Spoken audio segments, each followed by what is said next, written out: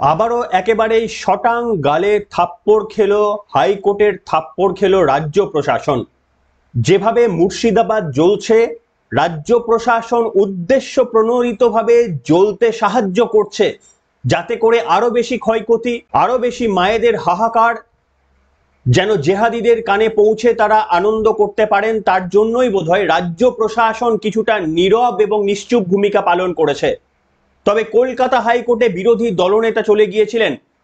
এই প্রথম বিগত অন্তত তৃণমূল কংগ্রেসের জামানায় এমন একজন বিরোধী দলনেতা যিনি সমস্ত দিক থেকে চেষ্টা করেন যে গণতান্ত্রিকভাবে কি করে এই স্বৈরাচারী সরকারের মোকাবিলা করা যায়। তাই বিরোধী দলনেতা শুভেন্দু অধিকারী কলকাতা হাইকোর্টে তড়িঘড়ি মামলা ঠুকেছিলেন, কেন্দ্রীয় বাহিনী নিয়োগ করতে হবে, আর হাতে নাতে ফলও পেলেন। সৌমেন সেন বিচারপতি, জাস্টিস সৌমেন সেনের ডিভিশন বেঞ্চে রায় হলো মুর্শিদাবাদে কেন্দ্রীয় বাহিনী নামাতে হবে। আপনাদের ব্যাখ্যা করব পুরো জিনিসটাই। নমস্কার, welcome to simple as ABC. আপনাদের সকলকে স্বাগত জানিয়ে শুরু করছি আজকের বিশেষ খবর। এই পুলিশের দ্বারা যে কিচ্ছুটি হতো না সেটা আমরা সকলেই জানি। তার কারণ পুলিশের ক্যাপাবিলিটির প্রশ্ন নয়, প্রশ্নটা সদিচ্ছার। প্রশ্নটা তৃণমূল কংগ্রেস, মমতা বন্দ্যোপাধ্যায় তিনি কি চান? 26,000 চাকরির বাতিলের অভিঘাতটাকে অভিমুখ ঘুরিয়ে দেওয়ার জন্যই যে তার এই প্রতিক্রিয়া, সেটা আমরা সকলেই জানি। তা যদি না হবে তাহলে ওয়াকাপ আইনের পরের দিনই কেন এই বড় ঘটনা ঘটলো না? কেন ওয়াকাপ আইন পরিণত হওয়ার এক সপ্তাহ পরে এই আন্দোলনগুলো পশ্চিমবঙ্গের বুকে ঘুরছে, সেগুলো আমাদের আর কারুর জানতে বাকি নেই। কিন্তু খুবই স্বাভাবিক ব্যাপার, রাজ্য পুলিশের ওপর, যে পুলিশকে মমতা বন্দ্যোপাধ্যায় নিয়ন্ত্রণ করেন, সেই পুলিশের ওপর ভরসা রাখেননি কলকাতা হাইকোর্ট। কেনই বা রাখবেন? অখিলবঙ্গ বিদ্যার্থী পরিষদ গতকাল পুলিশকে হাওয়াই চটির স্মারক হিসেবে নিয়ে গিয়েছিলেন। পুলিশ দেখা মাত্রই তড়িঘড়ি সেটাকে কেড়ে নিলেন। আর বিদ্যার্থী পরিষদ অভিনন্দন জানিয়েছিলেন, আপনাদের ভিডিওটা দেখিয়েছিলাম, কিন্তু এই মুহূর্তে আরো একবার দেখিয়ে দেব আপনাদের সামনে। এই পুলিশকে সেই কারণেই কি তাহলে কলকাতা হাইকোর্ট ভরসা রাখতে পারলো না? ছোট্ট অংশটা দেখুন। অস্ত্র নিয়ে আসেনি, ছাত্রদের আন্দোলন, ছাত্রদের জুতো আমরা উপহার দিব, ডিআরএস হাওয়াই চটি উপহার দেবো, দলদাসত্বের প্রতি হাওয়াই চটি উপহার দেবো। দেখুন বাংলায় গণতন্ত্রের আন্দোলন, দেখুন পুলিশ দলদাসত্বের যে প্রতীক সেটা আরেকবার প্রমাণ হয়ে গেল। হাওয়াই চটি পুলিশ আমাদের কাছ থেকে কেড়ে নিচ্ছে। পুলিশ দলদাসত্বের প্রতীক, আমরা বারবার বলছি পুলিশ দলদাসে পরিণত হয়েছে। আমরা বারবার বলছি অশোক স্তম্ভ খুলে চটি ছাপ লাগিয়ে নিন, অশোক স্তম্ভ খুলে চটি ছাপ লাগিয়ে নিন। দেখলেন, হাসবেন না কাঁদবেন, এই হচ্ছে পুলিশের। তারা যে কোনো একটা হিন্দু কোনো প্রোগ্রামের জন্য বারবার আপনাকে পুলিশ তো পারমিশন দেবেই না, কলকাতা হাইকোর্টে দ্বারস্থ হতে হবে। আর এদিকে কলকাতা থেকে শুরু করে মুর্শিদাবাদ, জঙ্গিপুর, মালদা বিভিন্ন এলাকা স্তব্ধ হয়ে যাচ্ছে। নিরীহ মানুষদের উপর অবিরাম নির্যাতন চালানোর পরেও তারা বলছে কেন্দ্রীয় বাহিনীর প্রয়োজন নেই, এই যতক্ষণ এরকম চলছে চলুক, আমাদের পুলিশ যে দক্ষতায় সামলাচ্ছে, অর্থাৎ যেরকম ভাঙচুর চলছে, যেরকম গুলিবিদ্ধ হচ্ছে সেটা হতে দিক। কলকাতা হাইকোর্টের নির্দেশে কাল থেকে কেন্দ্রীয় বাহিনী নেমে যাচ্ছেন। অন্তত একটুও স্বস্তির খবর সেই মানুষগুলো যারা এই বিপদের মধ্যে পড়ে রয়েছেন। তবে আমি দেখাবো হিন্দু সম্প্রদায়ের মানুষ তারা যেভাবে বেছে বেছে আক্রান্ত হচ্ছেন বিভিন্ন জায়গায়, এটা অত্যন্ত ভয়াবহ একটা বিষয়। তবে এর সঙ্গে ধর্মীয় রাজনীতি আমি অন্তত এখনো ঘোলাবো না। সমগ্র মুসলিমদের আমি দোষ এখানেই দিতে চাইবো না। যারা করছেন তারা দুষ্কৃতী, সেই দুষ্কৃতীদের রং দেখে, ধর্ম না দেখে পুলিশ করছে না বলে কলকাতা হাইকোর্টকে এই সিদ্ধান্ত নিতে হলো। তবে এবার আপনাদের সামনে দেখাবো যে পিছন থেকেও প্রত্যাঘাতটা শুরু হয়ে গিয়েছে। পিছনে রয়েছে এই আমার আপনার মতো যুব সমাজ, তারা প্রত্যাঘাতটা, উত্তরটা দিতে শুরু করেছেন। তার কারণ আপনারা জানেন, প্রত্যেক কাজের সমান এবং বিপরীত প্রতিক্রিয়া রয়েছে। তাই সেই কারণেই রাজ্য প্রশাসনের উচিত যে ক্রিয়াও হতে না দেওয়া, আর তার ফলে প্রতিক্রিয়াটাও যেন না আসে। আপনাদের সামনে আমি একটি ভিডিও দেখিয়েছিলাম, সম্ভবত মৌলালির একটি বাসে। আপনারা দেখতে পাচ্ছেন কিভাবে একজন বাস ড্রাইভারকে জোর করে সেখান থেকে স্যাফরন ফ্ল্যাগ, যেটা কোনো ধর্মীয় পতাকা ছিল কিন্তু কোনো রকমের কোনো পার্টির পতাকা ছিল না, সেই পতাকাটাকে খুলিয়ে দিয়েছিলেন কিছু দুষ্কৃতকারীরা এবং সেখানে খুব আনন্দে উৎসাহিত হয়েছিলেন। কিন্তু তার উত্তর দিয়েছে, প্রত্যাঘাতে তার উত্তর দেওয়া হয়েছে। কোনটা ঠিক কোনটা বেঠিক আপনারা বলবেন, পুলিশ প্রশাসন বলবে, আমি জাজ করার কেউ নই। কিন্তু সেই অংশটা ছোট্ট একবার আপনাদের দেখাবো, তারপরে আপনাদের সামনে আমি দেখাবো যে কিভাবে এর পাল্টা হলো সেটাও দেখাবো। কিন্তু তার আগে ছোট্ট এই অংশটা একবার দেখে নিন।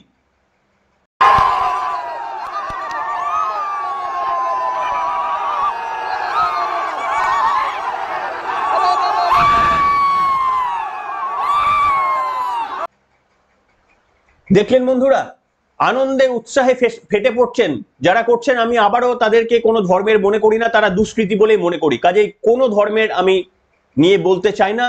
প্রত্যেকটা ধর্মের সাধারণ মানুষ তারা শান্তি চায়, এটা আমি বিশ্বাস করি। যারা করছেন তারা দুষ্কৃতকারী।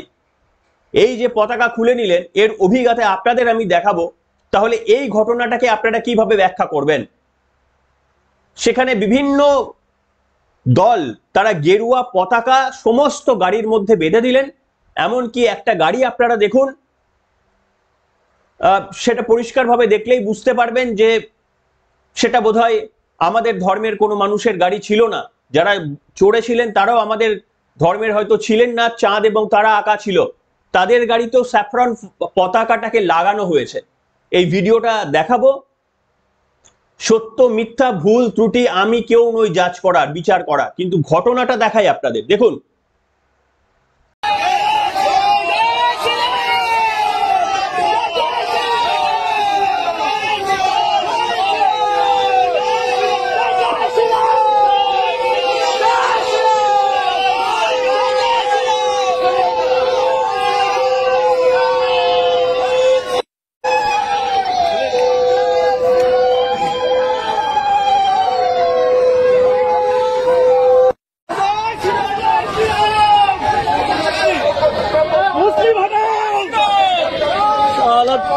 শাসক দেখলেন না।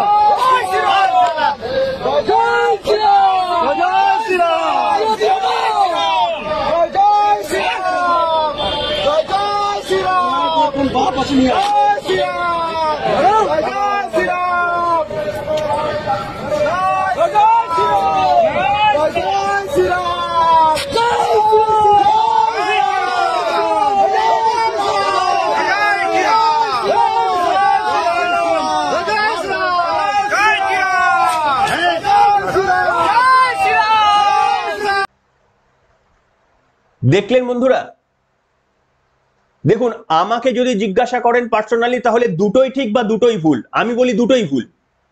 প্রথমে কি করা হয়েছিল আপনারা দেখেছেন, মৌলালিতে কিভাবে একেবারে একটা বাস, কেন সে নিজের সমস্ত, দেখুন, যানবাহনের লোকে নিজের যে কোনো ধর্মের মানুষ তার ধর্মের পতাকা রেখে থাকেন। এটা অ্যাক্সিডেন্ট না হওয়ার ভয়ে অনেকে একটা প্রচলিত রীতি রয়েছে।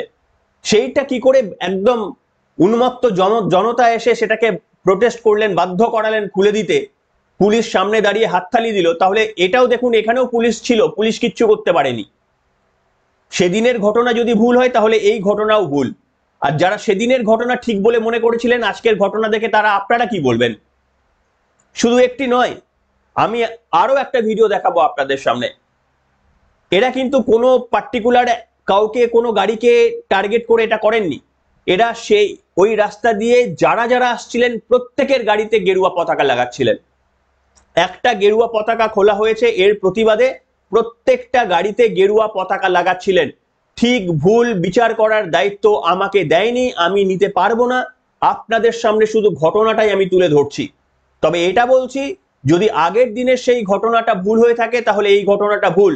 তবে আগের দিনের ঘটনাটাকে যারা ঠিক বলে মনে করেছেন তাদের উত্তরের প্রতীক্ষায় থাকলাম কমেন্ট বক্সে। আরো একটা অংশ আপনারা দেখুন, যে অংশে একটা বাস, সম্ভবত বাসই মনে হলো, সেখানে কিভাবে পতাকা লাগানো হচ্ছে, গেরুয়া পতাকা লাগানো হচ্ছে। এই চিত্রটাও তো আপনাদের দেখার প্রয়োজন রয়েছে। দেখুন আপনারা।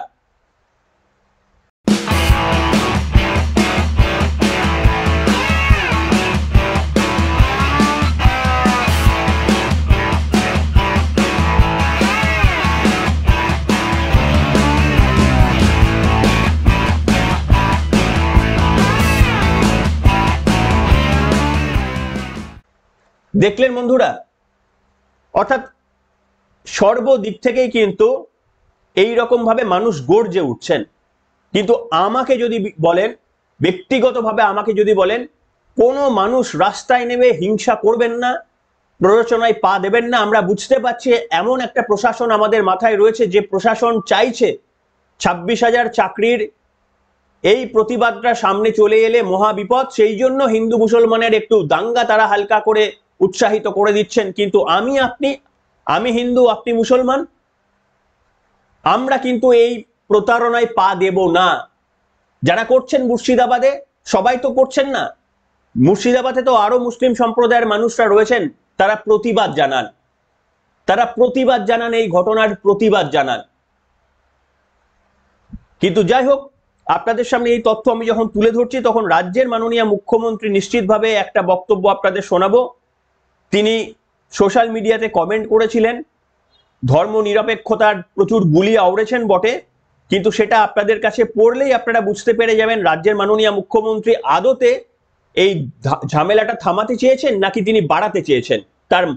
তার লেখাতেই স্পষ্ট, আমি পড়ে শোনাচ্ছি, আপনারা দেখুন। সবার কাছে আবেদন, সব ধর্মের সকল মানুষের কাছে আমার একান্ত আবেদন, আপনারা দয়া করে শান্ত থাকুন, সংযত থাকুন, ধর্মের নামে কোনো অধার্মিক আচরণ করবেন না। দেখুন, সবার কাছে আবেদন করলেন। কারা করছে, কি জন্য করছে, ওয়াকআপ বিলের প্রোটেস্ট কারা করছে আমরা সকলেই জানি, অথচ মুখ্যমন্ত্রীর আবেদন হচ্ছে সবার কাছে। প্রথম দ্বিচারিতাটা হচ্ছে এখানে, যারা করছেন তাদেরকে উদ্দেশ্যে বলতে পারলেন না। প্রত্যেক মানুষের প্রাণী মূল্যবান, রাজনীতির স্বার্থে দাঙ্গা লাগাবেন না। হাস্যকর, দাঙ্গা কে লাগাচ্ছে? দাঙ্গা যারা করছেন তারা সমাজের ক্ষতি করছেন, এটা কিন্তু খুব বড় ইনফরমেশন, আমরা জানতাম না। দাঙ্গা যারা করছেন তারা সমাজের ক্ষতি করছেন, আসলে রাজনৈতিক নেতারা বুকে পাথর রেখে এই কথাটা বলেন। আর ব্যাখ্যায় যাব না। মনে রাখবেন, যে আইনের বিরুদ্ধে অনেকে উত্তেজিত, সেই আইনটি কিন্তু আমরা করিনি, আইনটি কেন্দ্রীয় সরকার করেছে। তাই উত্তর যা চাওয়ার কেন্দ্রীয় সরকারের কাছে চাইতে হবে। এখানে বুদ্ধি করে ওয়াকআপ বিলের কথা বলেনি। দেখুন, তা সত্ত্বেও তিনি বলছেন যে আইনের কথা, তিনি বিল লেখেননি, আইন। তিনি বলছেন যে আইনটি করা হয়েছে সেটা কেন্দ্রীয় সরকার করেছে, আমরা করিনি। প্রথম কথা, এটা দ্বিচারিতা কথা। ফেডারেল স্ট্রাকচার যদি আপনি মানেন, তাহলে আইন কেন্দ্রের জন্যও যা, উত্তরপ্রদেশের জন্য যা, আপনার জন্যও তাই। এই কথা আপনি লিখতে পারেন না। আইনটা আপনারও। যদি মনে করেন যে পশ্চিমবঙ্গ ভারতের অংশ, যদি মনে করেন পশ্চিমবঙ্গ এবং ভারতের সংবিধান একই, তাহলে আইনটা আপনারও। এরপরে কি রয়েছে, আমরা এ বিষয়ে আমাদের বক্তব্য সুস্পষ্টভাবে বলেছি, আমরা এই আইনকে সমর্থন করি না, এই আইন আমাদের রাজ্যে লাগু হতে দেব না। তাহলে দাঙ্গা কিসের? একটা আইন পাশ হয়ে গেল, সেখানে তাদের সাংসদদের, লোকসভার সাংসদদের আনতে পারলেন না, শতাব্দী রায় এবং দেব, তারা উপস্থিত থাকলেন না, অর্থাৎ উপস্থিত না থেকে এই বিলকে পাশ করাতে কার্যত সমর্থন করলেন। তাদেরকে উদ্দেশ্যে কোনো বার্তা দিতে দেখেছেন মুখ্যমন্ত্রীকে? তাদের উদ্দেশ্যে কোনো বার্তা মুখ্যমন্ত্রী দিচ্ছেন না। বলছেন যে এই আইনকে লাগু হতে দেব না। একটা আইন হয়ে গেলে আপনি লাগু হতে দেবেন না, এটা বলতে পারেন? আমি জানি না, বিশ্বাস করুন, এখানে আমি আইনে বড় কাঁচা। একটা আইন বলছেন, আবার বলছেন লাগু হতে দেব না। একটা বিল, একটা খসড়া প্রস্তাব লাগু হতে দেব না, এটা আলাদা কথা। একটা আইন আমি লাগু হতে দেব না? আইন তো লাগু হয়ে গিয়েছে, আপনি লাগু হতে দেওয়ার কি? আমি জানি না এখানে এটা আইনের কি প্রশ্নে আপনারা বিচার করবেন। আরো মনে রাখবেন, দাঙ্গায় যারা উস্কানি দিচ্ছে তাদের বিরুদ্ধে আমরা আইনগত ব্যবস্থা নেব। কোনো হিংসাত্মক কার্যকলাপকে আমরা প্রশ্রয় দিই না। দাঙ্গায় উস্কানি দিচ্ছেন মানে ওই গান্দা ধর্ম, বলেছিলেন না বিজেপি গান্দা ধর্ম করে। বিজেপি কোন ধর্ম করে? কোন ধর্মের মানে পরিষ্কার ভাবে পাশে থাকার বার্তা দেয়? হিন্দু ধর্মের। হিন্দু ধর্ম কি তাহলে কি তিনি বলার চেষ্টা করেছিলেন? ডাইরেক্টলি তো তিনি বলবেন না, খুব স্বাভাবিকভাবে। কিন্তু বিজেপি যে ধর্ম করছে সেটা কি ধর্ম? তাহলে একটা নাম দিন ওই ধর্মটার আপনি। কিছু রাজনৈতিক দল ধর্মকে অপব্যবহার করে রাজনৈতিক সুবিধা নিতে চাইছে, তাদের প্ররোচনায় পা দেবেন না। আমি মনে করি ধর্ম মানে মানবিকতা, সহৃদয়তা, সভ্যতা, সম্প্রীতি, সকলে শান্তি ও সম্প্রীতি বজায় রাখুন, এই আমাদের আবেদন। দেখুন, সকলে শান্তি এবং সম্প্রীতি বজায় রাখার জন্য টুইট করে কোনো কাজ হয় না। রাজ্যের প্রশাসনিক প্রধান হয়ে টুইট করে তিনি কোনো কাজ করতে পারেন না, তাই না? তার কারণ হচ্ছে আপনি পুলিশ মন্ত্রী, আপনি মুখ্যমন্ত্রী, আপনার হাতে সমস্ত ক্ষমতা রয়েছে, আপনি নির্দেশ দিতে পারেন, আপনি চাইলে ওখানে গিয়ে পরিস্থিতি আপনি সরজমিনে ভিজিট করতে পারেন। আপনি টুইট করে কি ধর্মের কি বার্তা দিচ্ছেন, একটা প্রেস কনফারেন্স তো করতে পারতেন। একটা আইনে পরিণত হওয়ার পরের দিন কেন এই বিক্ষোভটা দেখতে পেলাম না পশ্চিমবঙ্গ জুড়ে? আমরা কেন একটা আইন তৈরি হয়ে যাওয়ার 5-6 দিন পর থেকে এই আন্দোলন আর বিক্ষোভ দেখছি? তাও আবার যখন 26,000 চাকরি প্রার্থী চাকরি চলে গেল, যোগ্য চাকরিদের অনেকের যারা রাস্তার মধ্যে হাহাকার করছেন, অনশনে বসছেন, রিলে অনশনে বসছেন, মুখ্যমন্ত্রী মমতা বন্দ্যোপাধ্যায়ের তীব্র প্রতিক্রিয়া সৃষ্টি হয়েছে। বুঝতে পারছেন 26-এ সিট টলমল। কিন্তু সর্বশেষে আজকে পর্বটি শেষ করার আগে আপনাদের সামনে আমি একটাই কথা বলবো, যারা ভোট দিচ্ছেন এই শাসক দলকে, যারা এখনো পর্যন্ত মায়েদের হাহাকার শোনার পরেও যারা ভোট দিচ্ছেন, মুখ্যমন্ত্রীর এই ভূমিকাটাকে সহ্য করে যারা ভোট দিচ্ছেন, মনে রাখবেন আজকে যাদের বাড়িগুলো জ্বলছিল তারাও একসময় তৃণমূল কংগ্রেসকেই ভোট দিয়েছে। শুধু এই কথাটা মনে করে রেখে দেবেন। এনিওয়ে, আপনাদের মতামতের প্রতীক্ষায় থাকলাম। রাজ্যে শান্তি ফিরে আসুক, কেউ কোনো প্ররোচনায় পা দেবেন না। সকলে যারা দুষ্কৃতকারী তাদের প্রতিবাদ করুন। পুলিশের যতই সাহায্য পাবো না আমরা জানি, তার সত্ত্বেও পুলিশের কাছেই যেতে হবে। আমাদের হাতে আইন তুলে নেওয়ার কোনো অধিকার আমাদের কোনো সংবিধান দেয়নি। শুধু মতামতটা তৈরি করে রেখে দিন, মনটা শক্ত করে রেখে দিন। 26-এ নির্বাচনে নিজের বাড়ি থেকে বুথ পর্যন্ত রাস্তাটা যতই কঠিন এবং সংকুল হোক না কেন, ওই কেন্দ্রে পর্যন্ত পৌঁছানোর দায়িত্ব আপনার, আপনার পরিবারকেও পৌঁছে দিয়ে দেওয়ার দায়িত্ব আপনার। এই ঘটনার প্রতিবাদে আপনি আজকে নীরব থাকতে পারেন, আপত্তি নেই। 26-এর নির্বাচনের সময় বাড়ি থেকে বুথ পর্যন্ত আপনাকে এবং আপনার পরিবারদের নিয়ে যাওয়ার দায়িত্বটুকু অন্তত শুধু এক একটা পরিবার নিন, ব্যাস। এই জ্বালা এবং যন্ত্রণা থেকে আমরা মুক্তি পাবো। এখনকার মতো এখানেই।